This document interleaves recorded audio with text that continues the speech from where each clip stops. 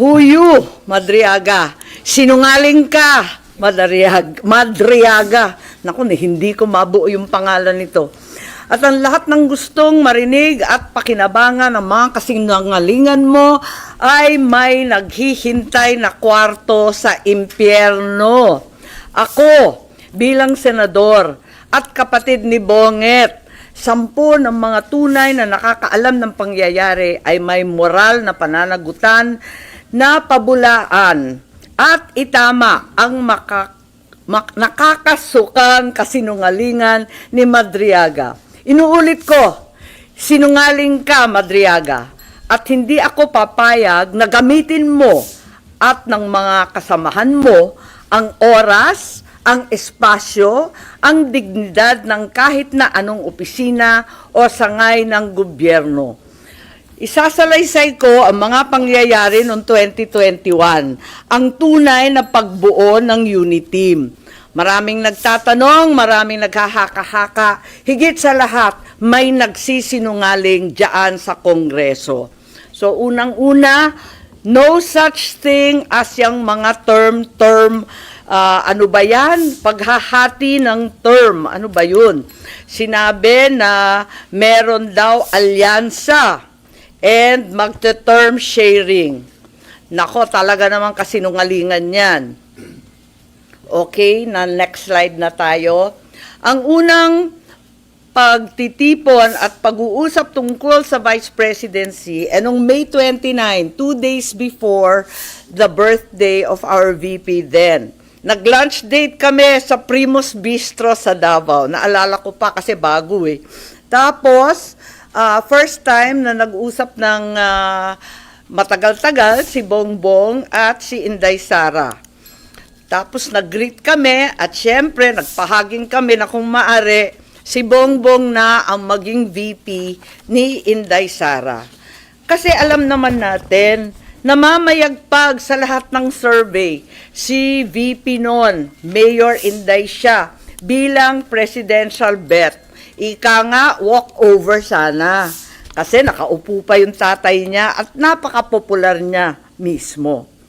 Ngunit nung August 5, maaalala ninyo, sinabi ng PDP Laban, ine-endorso si Bongo and Rodrigo Duterte as VP. Yun ang official statement. Pero ang walang hiyang Madriaga na yan, ang sabi a few months before November 21, nakumbinsi ni Bongbong si PRRD na si Inday ang maging VP sa kanya. Hindi ko talaga maintindihan ang pinagsasabi niyan. Maliwanag na ang PDP may sariling lakad, may sariling mga kandidato, hinding-hindi si Bongbong. Nag-umpisa kami mag-usap-usap sa isang GC noong September 7. Nag-uusap na kami, pero nag-decide ako, mag-GC na tayo. At sa awa ng Diyos, kahapon, sa yamot ko, sa inis ko, dyan sa sinungaling na yan, na hanap ko ang aking lumang cellphone, andito. At as usual, Samsung na may note, at nakita ko yung aming pagte-text. Yan, nabuo ang isang grupo kasama ng ilang kamag-anak, na kamag-anak rin ni Inday, kamag-anak rin namin. Makikita nyo, September 8, dineklara na God Duterte na ang standard bearer. Walang Bongbong, walang Sara. Ang sinungaling talaga. Pagkatapos, September 10, sabi nga, duda na si Presidente o si Sara ay tatakbo. Sinabi ni Mayora noon na silang mag-ama may deal. Isa lang ang tatakbo sa kanila sa national. Hindi ko maintindihan ang mga claim nitong taong ito. Tapos, in-endorse, September 19, magulo talagang panahon na yun eh. Si Pacquiao naman ang in-endorso. September 28, nag-usap-usap kami sa bahay, andyan si Bongbong, yung kamag-anak namin, si Mike Acevedo Lopez, kamag-anak namin ng mga Duterte. Di ko maintindihan, may lola yung nanay ko na lola rin ni PRRD. Ang sabi, Bongbong will file. Ako to, text ko to, nakita ko eh. He will file October 6 as instructed. Pero sana somebody will file as his VP. Kasi nakakatawa naman, walang katandem. Yun ang pinapaliwanag ko kay VP Sara Mayora noon. Still hoping you will run and he will slide down to VP ASAP. Ewan, ganon. Ngayon, ang sagot naman ni VP, tulad ng sinabi niya sa media, naku, ang usapan namin ni PRRD, VP na siya sa PDP, ako, mayor na. At yun nga ang nangyari. The same day, VP Sara, then mayor, filed her COC as Davao Mayor. Diba, nangyari yon. Pagkatapos, eto, October 6, si Bongbong nag-file candidacy for president at ang maliwanag, mag-isa lang siya. Kasi eto nga, inaasam-asam namin na si Mayora pa rin ang kanyang katandem. Pero itong Madriaga dyan sa Congress, sabi niya na si PRRD daw, sinabi sa kanya noong November 21 na si BBM tatakbo at si Sara ang VP. Anong kasinungalingan yan? October 6 pa lang nag-file na si Bongbong na mag-isa. Kaya magtataka ka talaga. Maalala po ninyo na nung pagkatapos nun, ayan na yung kay Bato. Maalala ninyo, biglaan pinatakbo si Bato at para siyang seat warmer lang.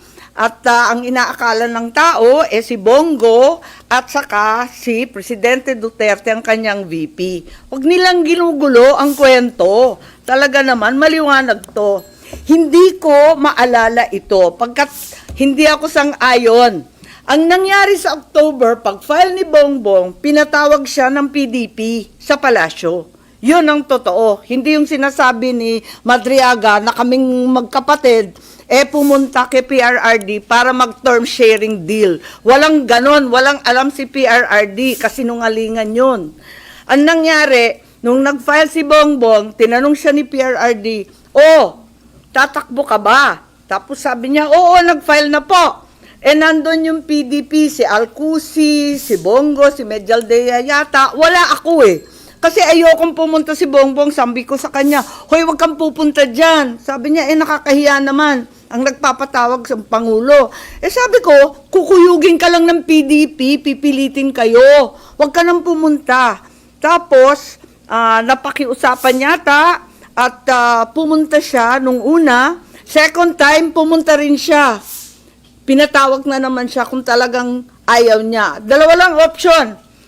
Manatili siyang presidente, pero ang kanyang vice president si Bongo, ang buong cabinet hawak ni Bongo. Parang ganun yung kwento. Hindi ko maalala kasi yun nga, hindi naman ako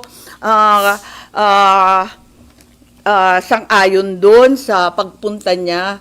Tapos, yung isang option, Bongo for president, si Bongbong na lang ang vice. Parang ganun ang pinag-uusapan ng PDP. Si Presidente, tinatanong ko si Bongbong, anong sabi naman ni PRRD? Sabi niya, wala naman sinasabi masyado, sinabihan na lang akong good luck kung tatakbo ka. Parang ganun. Sabi ko, umuo ka ba o hindi? Sabi niya, ano pang gagawin ko? Di umuo ka. Wala naman siyang imik.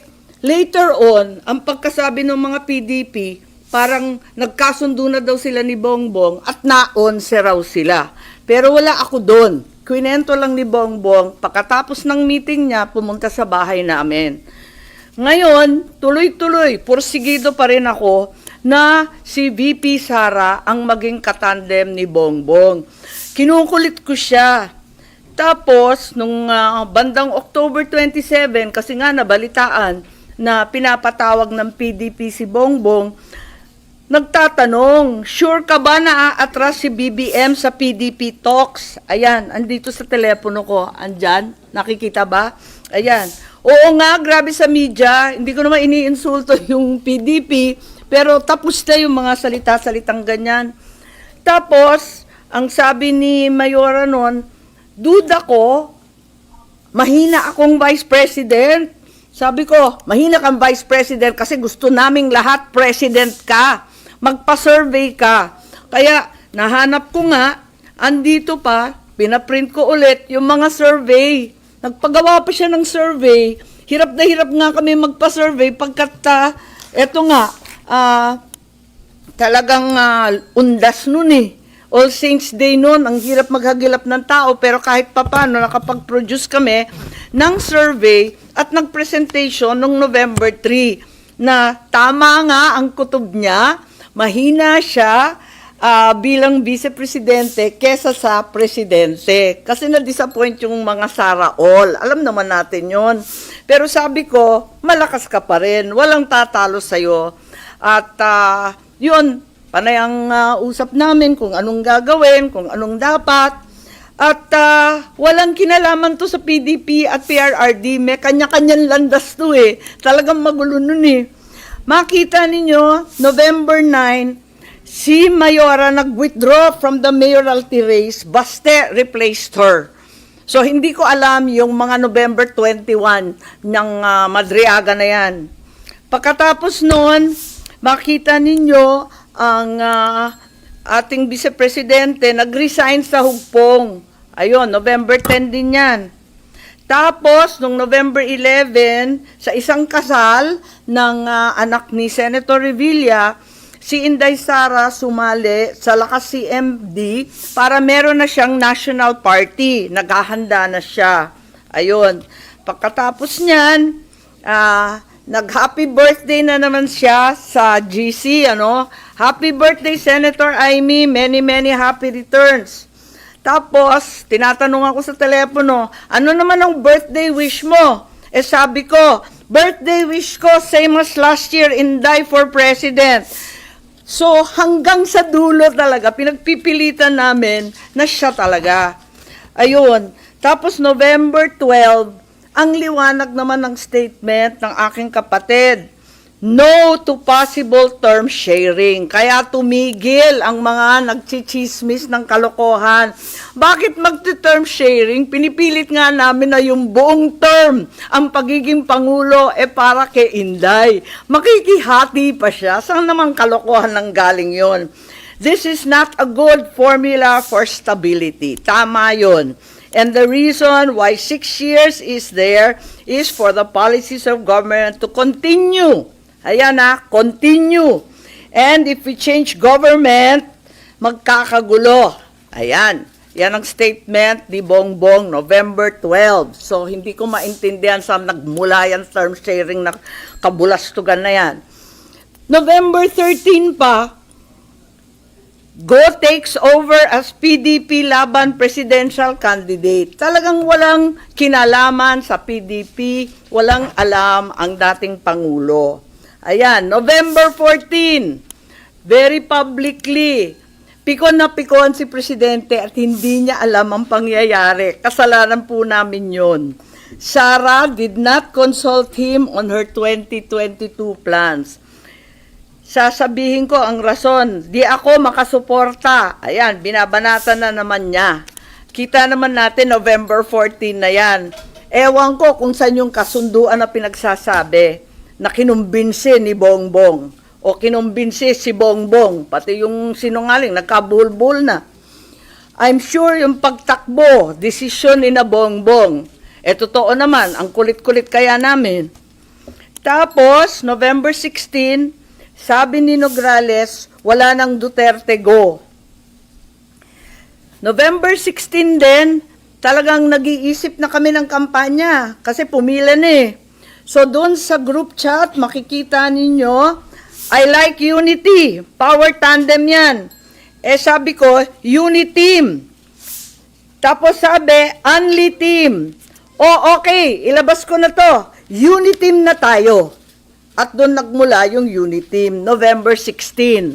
Okay? So, hindi ko maintindihan yung November 21, nangangampanya na by November 21. Nako. Pero, hindi pa rin napapawi ang galit ni PRRD November 18, bumabanat pa rin kay Bongbong. Asan ang pagkakasundo dyan? Tapos tuloy-tuloy na po, November 21, nasa Davao, nasa Mindanao, November 25, tuloy-tuloy na yung mga partido na sumapi. At finally, matagal to December 14, tsaka lang nag-withdraw at umatras si Bongo bilang presidente. Kaya gusto ko lang itweet itong mga kabuktutan na mga ito at sasabihin ko lang na pawang kasinungalingan ang pinagbibitaw ng Madriagang yan. Kung meron mang itinuro ang kasaysayan sa isang Marcos katulad ko, yun ay maging tapat sa bayan at sa iyong prinsipyo. Hindi nila kayang sirain si Inday dahil hindi siya gumawa ng ikasisira ng kanyang pangalan. Kaya gagamit sila ng taong wasak na ang pagkatao para subukan wasakin din ang vice-presidente. Oo, inaamin ko, ginamit ako at naging kasangkapan ng isang gobyernong taliwas ang pamumuno sa uri ng serbisyong bayang iminulat sa akin ng aking ama. Ito ang gobyernong nangako na pagpapatuloy ng nasimula ni PRRD, ni Presidente Rodrigo Roa Duterte. Ngunit naging simula ng pagbagsak ng ating bansa. Kahit kailan, hindi ko kinonsinti at wala akong balak konsintihin ang kapatid ko. At kahit kailan, hindi rin naman ako tatahimik. Hindi ko hahayaang harap-harapan magsinungaling ang isang tao para matupad ang ambisyon ng iilan at tuluyang mailibing ang ating bayan. Sa korupsyon, sa kasakiman, sa walang saysay na pamumulitika kahit ngayon sa harap ng malupit na krisis. Bongbong, Pangulong Marcos, alam mo ang katotohanan. Andun ka, magkasama tayo. Kung hindi mo ito ipinag-uutos, walang dahilan para hindi mo itama ang kasinungalingan na ito. Huwag mong konsintihin ang mga politikong ginagamit ang sinungaling na si Madriaga. Yun lang po. Pero kilala niyo si Madriaga na talagang tao ni VP Sara? Huhi! Sino ba yun? Hindi siya kilala. Pero ma'am, doon sa ginawa niyo ngayon na press con, di ba possible na umakyat dito sa Senate yung impeachment case? Hindi kaya ma-question na yung inyong pagiging impeachment judge? Ang totoo, hindi ko maintindihan kung anong koneksyon dito sa impeachment case. Ang sinasabi ko lang yung katotohanan tungkol sa mga pangyayari noong 2021 na walang kinalaman sa impeachment. Mananatiling akong juror at judge at pakikinggan ko yung ebidensya nila. Pero sa aking tingin, wala naman tong koneksyon at hindi naman yata bawal magsabi ng totoo. Kasi ma'am, doon sa hearing kahapon, iwas na iwas sila na yung mga possible probing question, yung pag-question sa credibility, dahil sa Senate daw dapat pag-usapan yung credibility ni Madriaga bilang testigo.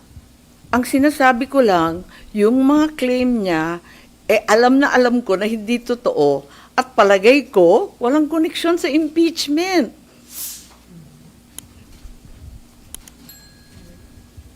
Ilag na ilag rin ako katulad ng ibang senador na mag-comment whether pro or con.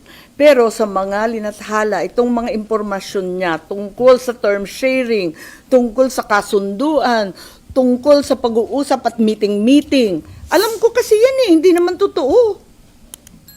So ma'am, do you think sinong gumagamit kay Madriaga para gawin yung sabi niyo nga pagsisinungaling? Hindi ko alam. Maraming ambisyoso ngayon. Maraming buhayang malaya pa rin. So pwedeng may connection sa 2028 yung ginagawang pagsisinungaling Madriaga? Marahil. Yes? Ma'am, but in racing, yun pong mga, sabi nyo nga po, truth, na hindi totoo yung sinasabi ni Madriaga. Are you also questioning his credibility bilang witness doon sa impeachment hearing? Ganyang klase bang mga testigo ang ihaharap sa Senado? Mahiya naman sila.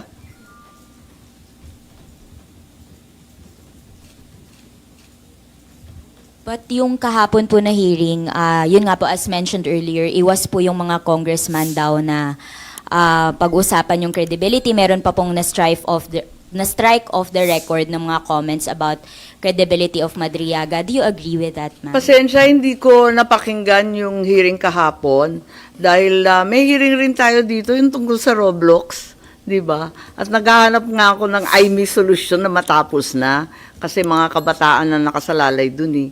Pero yun nga, binalita sa akin na kung ano-anong claim, dinawit pa yung pangalan ko, dinamay pa kami na hindi naman totoo. Talagang kinailangan talaga na tuwirin itong kabugtutan.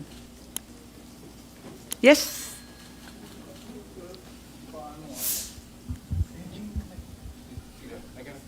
Ma'am, balikan ko lang si Madriaga.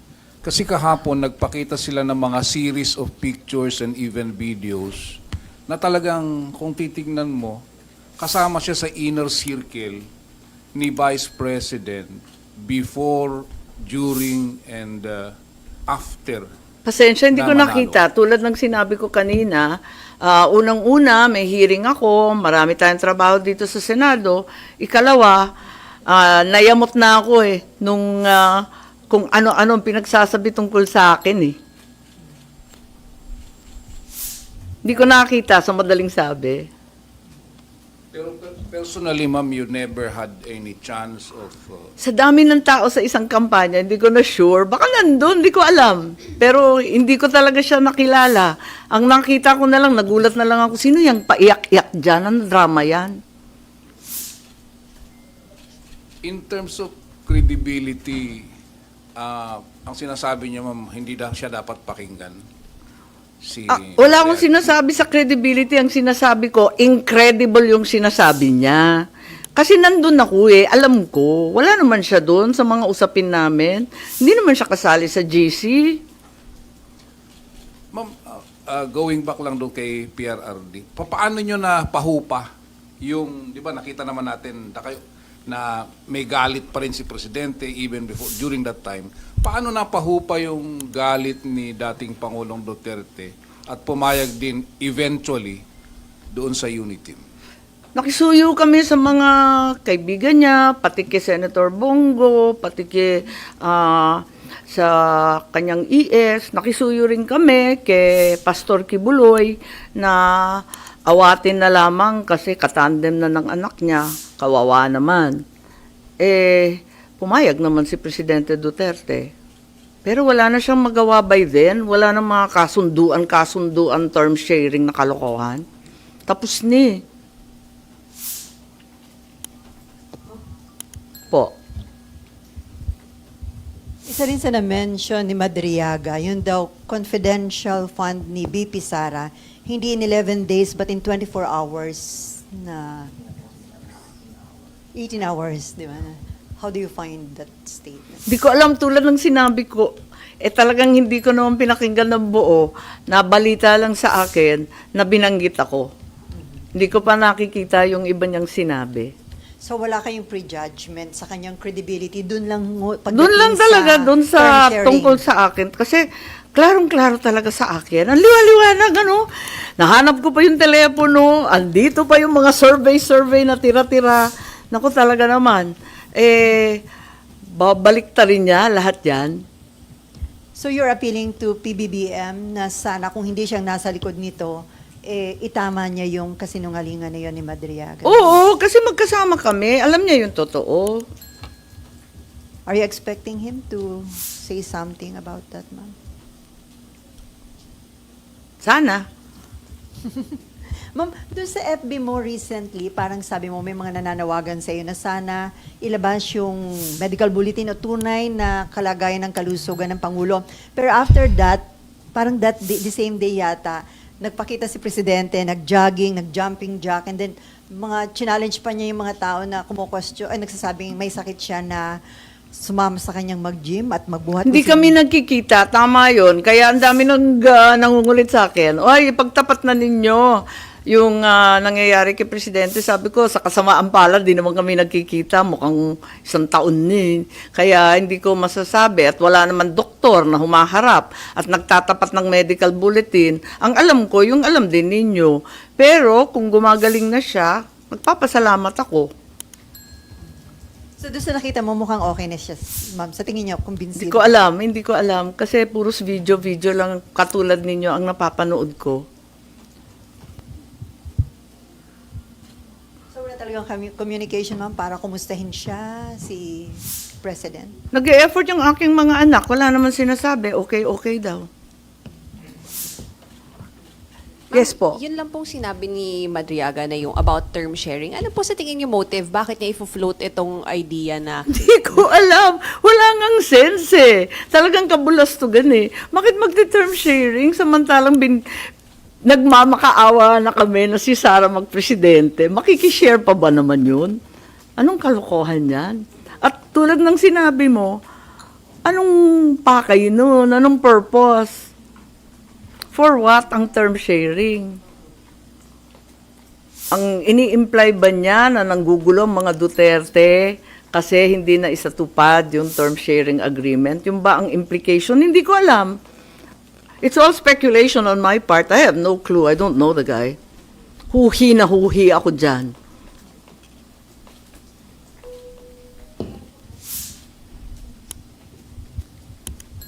Ma'am, with the questionable statements of Madriaga, do you think dapat i-strike off muna sa records yung mga statements niya and check muna yung credibility niya? Kasi nabanggit niyo na nakakahiya naman kung ito yung testigo na iyaharap sa Senado. Matagal ako sa Congress at alam ko maraming magaling dyan. Sila nang bahala kung anong gagawin. Pero tulad ni Tanya Gaisano Lee na painter, na pinabulaan din yung tungkol sa painting, na hindi siya scholar na taga Laguna, kundi isang tumataginting na Gaisano pa, talagang maraming hindi totoo. Nag-statement din si VP Sara tungkol sa bar exam niya. So, ako, nagdadagdag lang ako ng alam ko. Kung anong gagawin ng Kongreso, nasa sa kanila yan. Saan yung ginagawa po ba ngayon ng HOR dito sa impeachment proceedings? Sa tingin niyo po ba dapat dito sa Senate ginagawa yun? Kasi may presentation of evidences na po and witnesses sa HOR ngayon po eh. Hindi ko alam, may nagsasabi na parang mini trial. Pero Congress has its own rules, may sarili silang patakaran, may sarili silang pinatutunguhan. So ma'am, kapag umakyat dito sa Senate yung impeachment case against BP Sara, pagdating sa punto na yun, iko-confront nyo si Madriaga? Hindi ko masasabi yun kasi talagang hindi ko pa rin masalat kung paano yung connection sa impeachment nito eh.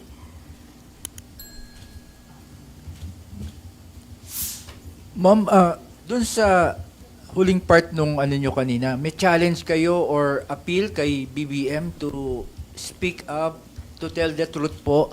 Ano po yung particular po dun sa, yung negotiations po na i-kontra nyo, ibabangga kay dun sa statement ni Madriaga? Sinabi ko na di ba, yung term sharing, yung November 21, yung mga kinumbinsi, natatakbo. Wala namang kinalaman si PRRD dun. Yung ano ma'am, parang sinabi nyo rin kanina, nag-issue na rin ng statement si BBM na dinideny niya na yung term sharing po doon kanina.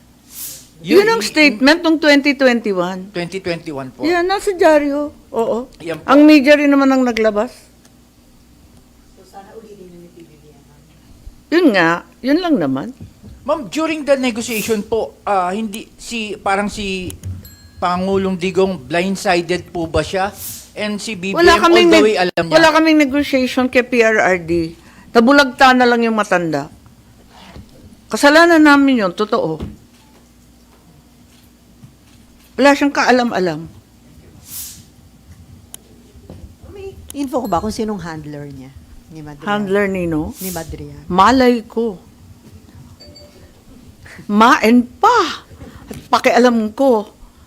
Pero the mere fact na aminado siya na kaya niya ginawa ito, nagalit siya dahil kinusuhan siya ng kidnapping ni Ay, wala rin akong pakialam sa Attorney angst Roque niya. Edmond, para masama loob niya dahil mas Ay, pinaburan si Roque. Mukhang marami siyang problema. So may motibo siya, ma'am. Ba't niya Hindi ko ginagawa? alam, marami siyang problema. Hindi ko alam. Hindi ko siya kilala. Ang alam ko lang, yung katotohanan ng mga pangyayari noong 2021 na walang kinalaman sa kasinungalingan niya kahapon.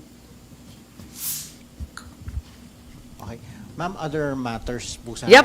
Sa are you satisfied by yung naging actions ng Department of Energy after the Protect hearing last Monday? And after mo sila i-call out dun sa mga specific issues na ni-raise mo? Hindi, meron kasi nagreklamo sa akin, hindi daw mapirmahan yung kanyang kontrata ba yun o approval sa additional energy something, di ko naman masyadong maintindihan. Mabilis lang. Sabi, ma'am, 2 araw lang silang pumapasok dyan sa PNOC at DOE. Hindi ka makapagpapirma.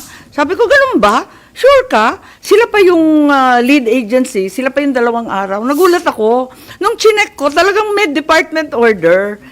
Naloka naman ako doon. Sabi ko, ba't ganun?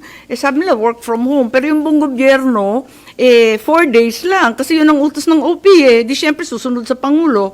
Pagkatapos yung private sector nga, ngarag na ngarag. Kaya 5 days pa rin. Hindi nga nagbawas yung private sector halos Kaya nagulat ako yung lead agency, ba't ganun? Sabihin ng work from home. Yung pagpapapirma ng kontrata, yung mga approval, hindi naman pwedeng by remote yung mga ganyan. Ma'am, do you also accept yung reasons naman na executive kung bakit yung emergency powers, ang grinant lang na excise tax relief ay sa LPG at kerosene, ano? Yung diesel at yung gasoline, which is yung mas kailangan ng mas marami, hindi sinama? Pikon na ako kasi minadali kami ng bonggang-bongga dito. Hindi man kami hinayaan magdebate ng sapat. Kasi ako, nung pinagpipilitan niyang excise tax ng emergency, pinapaliwanag ko at nais ko sana magkipagdebate na yung excise tax, magbe-benepisyo dyan yung mga dambuhalang oil companies. Hindi naman dadagundong yan sa mga customer. Kaya sinasabi ko na baka hindi yan ang tama. Tapos wala pang income, walang revenue, walang koleksyon ng gobyerno para ipamahagi on a targeted and focused basis sa mga talagang hirap na sektor. Kaya wala, no opportunity to debate. O sige, adi umalis na ako noon at sabi nila, pinasa na daw yung sa excise tax. O di sige. At sabi ko, aralin ninyo sana yung VAT. Sabi na, napakahirap niyan, may input-output. Mahirap nga, pero kayang gawin. At point of sale yan, ramdam kagad yung 6 pesos, 7 pesos, kung ano maibabawas. Ramdam kagad sa gas station. Walang nakikinig Sabi nila, basta kailangan, emergency. O sige, alis na lang ako para wala nang ingay. Pag labas naman ng order, katagal-tagal. Gaano ba katagal? 3 linggo? Ang tagal na. 1 buwan na halos Oo, 1 buwan na. Anong klaseng emergency yung inupuan ng 1 month? Tapos paglabas, lusaw na lusaw. Ano ba naman yung mga kerosene and LPG na yan? Ang kailangan talaga, dumaan na at lumipas ang anihan. Wala talagang makuhang krudo. Kabubukas lang ng open season ng ating mga ngisda, ayan na naman, wala ring krudo, kaya wala nang nagpapalaot. Ano ba naman to? Talaga naman lahat ng kinailangan mo, yung diesel at yung gasolina, walang tulong.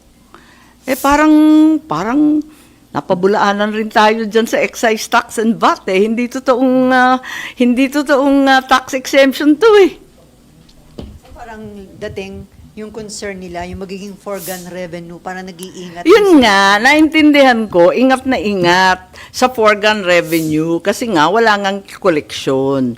Pero, ganun pa man, hindi ko maintindihan, pinagmamalaki nila pa ulit-ulit, 238 billion ang remainder balance from 2025 GAA and 2026 we can free up. May presidential assistance, may DSWD, may DA, blah, blah, blah. Pwedeng EFLR, pwedeng ganito. Basta tumataginting na 238 billion ang sinasabi. May pera pala kayo Ba't kayo abalang-abala? Kukunti lang naman yung VAT na yan. Kung 3 buwan lang, sabihin natin. At yung excise tax, hindi naman zero. Bawasan man lang, konting tulong lang sa tao, sa magsasaka, sa mangingisda, sa transport sector, yung mga tricycle. Ang dami pala ninyong pera, ba't yan ang lang muna ang ipamahagi? At kung talagang taghirap, di magtiis-tiis tayo sa konting koleksyon. As a matter of fact, ako na rin yung pasimuno na nagsasabi, yung threshold para sa income tax nitong April, taasan. Masyado naman mababa yung 200,000 sa presyong ganito ng pagkain at gasolina. Taasan sa 500, yung mga bonuses. Ganun din, pati yung 13-month pay. Pwede ba taasan ta 200,000 para makahinga ng konti yung tao? Nag-file rin ako na wag nang bawasan ng sweldo. Wag nang tanggalin yung mga GSIS, SSS, PhilHealth, Pag-ibig. Awa naman ng Diyos. Hirap na ang tataas ng presyo. Tapyas pa ng tapyas, bawas pa ng bawas sa sweldo. For a change, makuha man lang ng mga empleyado at trabahador ng buo ang kanilang mga sweldo. Gusto namin yun. Yung Oo, alam ko. Kasi maraming pumapalakpak ng tenga. Ayun. Ma'am, kahit may panawagan kayo na direkta ng mag-order tayo, mag-purchase ng oil sa Russia, pero still, according to Energy Secretary Garin, nakipag-coordinate siya sa DFA para i-request na magkaroon ng another window or extension doon sa sanction waiver. Kaibigan ko si Sharon pero hindi ko siya gets ha, promise ha. Di ba kahapon, andun na sa Russia si Prabowo ng Indonesia. Ba't sa kanya pwede? Bakit tayo hindi? Di ba may ambassador rin tayong Russian na narito, very cooperative, parati nakikipag-meeting yan. Meron rin tayong ambassador doon sa Moscow. Pauwiin na natin lahat yan kung via Washington DC ang ating negosasyon sa Russia.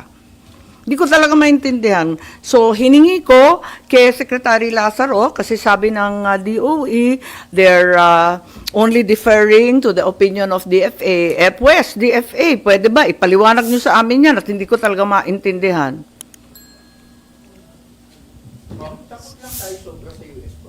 Hindi ko alam sa kanila. So, ang implication nun, mas magiging... Pero hindi matagal- tayo takot mabomba. Halabira pa rin ang EDCA. So, pagka ganun, mas mabagal yung proseso ng pag... Di ba emergency nga, urgent nga? Di ba? Sabi nga sa Jensan, sa Zamboanga, wala na, patay na ang industriya ng commercial and even municipal fishing. Wala na sa 1 linggo. Uuwi na sila lahat, wala nang kayang bumili ng krudo. At ang sabi, hindi, kasi kailangan pumunta sa Washington DC, kausapin yung, State Department, Department of Trade, Department of, maraming department, 2 department ang sinabi, nakalimutan ko na nayamot ako Basta 2 department ang pakikisuyuan doon sa US, tapos babalik yung ambassador natin sa Washington, tapos pupunta na naman sa Russia kung okay ba, tapos mangungontrata tayo. Ano ba yun? Ang gulo-gulo. Bakit yung Petron? Dire-diretso si Ramon Ang nakapagdala ng ikalawa ng shipload para sa Petron. Bakit kaya ng private, hindi kaya ng gobyerno? Di ko gets.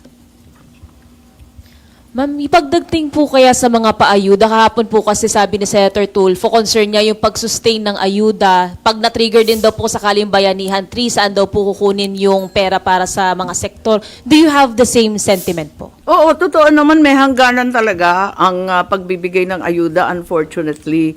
At yun nga, ang pinangangambahan. Pero wag naman idamot yung 238 billion. Andyan na yan.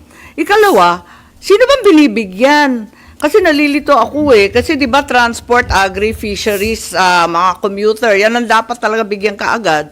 Hindi naman sila nakikinabang, di ko maintindihan. Akala ko nga pag angkat ng oil galing sa Russia, diretso nang ibebenta ng gobyerno sa ating mga sektor na nangangailangan. Yung pala, dadaan pa sa mga private oil companies, pagkikitaan pa, papatungan pa, may cartelization, may collusion, ano ba talaga? Kaya, ewan ko, hindi ko talaga maintindihan kung ano talaga ang nangyayari. Pinagmamalaki nila, marami silang pera. Bakit yung ayuda, 10,000 people lang ang recipient? Pagkatapos yung binibigyan, ibibigay sa may-ari ng malalaking bus company. Pero yung driver, wala. Yung mga mismong operator ng jeep, wala. Hindi ko talaga maintindihan. Kanino bang listahan yan? Ma'am, so dapat po ba pati po yung oil deregulation law i-repeal na rin po o amyendahan? Well, meron akong final. Hindi total deregulation, hindi na pwede yon, yung katulad nung sinasabi ni Senate President. Para sa akin kasi, kailangan hinay-hinay. Sa oil deregulation, ang akin muna, sa unbundling. Kailangan may transparency. Paliwanag naman ng ating mga oil companies, bakit 280% ang increase ng crudo, ng diesel, yung gasolina 200%? Bakit naman nagkaganon? Bakit yung ating mga kapitbahay sa ASEAN 20%, pinakamataas na 30%? Bakit sa atin 100%? Hindi ko maintindihan eh. Kaya siguro kinakailangan at sinulat ko doon, unbundling katulad ng ginagawa sa kuryente, ipaliwanag yung iba't ibang items, bakit nadagdagan ng labis-labis, at tignan natin kung totoo, unbundle our rates. And at the same time, conduct hearings. Kapag magtataas, sasabihin na naman, di ba, next week, meron na namang pagtaas ng presyo, karo-rollback lang, itataas na naman. Ano ba ito? Parang nakakahilo na tong tsubibong to. Next week, sabi, tataas na naman. May paliwanag ba? May hearing ba? Nag-audit ba yung DOE? Bakit basta-basta na lang magpapahiwatig ng ganon? Hindi naman pwedeng ganon. So ma'am, naniniwala kayo may cartel sa oil industry? Hindi ko alam. Kailangan alamin at kinakailangan magka-hearing, kailangan may transparency, may accountability. Hindi ko lang ubos maisip bakit tayo ang pinakamahal ang langis sa buong ASEAN, sa buong Asia Pacific. Ma'am, according to Senator Win Gatchalian, para matulungan din yung mga middle class, i-absorb muna ng government yung premium sa SSS at GSIS ng mga empleyado. Well, sinabi ko na yan di ba? Yung SSS, GSIS, yung PhilHealth, yung Pag-ibig, lahat ng bawas sa sweldo. Wag muna, moratorium muna, maawat mahabag. 3 buwan lang, at least, makahinga man lang tayo. Di natin alam kung gaano katagal to. Pag-usapan natin sa pagkatapos ng 1 quarter. Pero pagbigyan muna ng 3 buwan na makaraos. Alam ninyo, ang problema dito, tumatanda na rin ako, dinaanan na kasi natin to Ito kumbaga ay third oil shock na natin. Ang unang nangyari, 1974, tapos 1979, nakita ko, kasama ako ng aking ama, na umiikot ng mundo, humihingi ng langis. Kaya hindi to bago sa akin Kaya nagtataka rin ako, bakit hindi na lang tayo dumediretso sa Brunei, Indonesia, yan, sa Russia, sa China. Marami naman tayong kaibigan, humingi naman tayo at pakiusapan. Ba't naman tayo natatakot sa kung sino-sino? Di ba kaibigan naman natin ng US, ba't tayo natatakot? Ma'am, other issue. According to Senator JB, hindi siya makagalaw as Ethics Committee Chairman kasi hanggang ngayon hindi daw pumipirma yung minority doon sa rules. So hindi pa ma-adapt at ma-publish. Kaya hindi masisimulan yung pag-action sa mga ethics committee. Ay, ganun ba? Hindi ko alam, hindi ko sure. Hindi ko pa siya nakakausap tungkol dyan. Pero member ka ma'am na ethics committee? Yes. 3 ba kami? Si BG, si Marcoleta, saka ako. And Joel hindi? Hindi. Okay. Parang kaming 3. So ma'am, hindi ka pa pumipirma dun sa rules? Hindi ko alam kasi ilang beses na pinaltan Hindi ko na maalala. Kailangan siguro mag-usap, hindi ko alam. Pero handa kang pumirma latest. dun ma'am sa rules? I don't know, ano ng latest version kasi? Yung rules po ang pinapalitan, hindi po yung composition ng committee. Hindi, wala talagang Hindi pinapalitan. talaga mapirman. Ay, hindi yung composition, di naman pwedeng paltan yun na-nominate na sa floor, tapos na yun.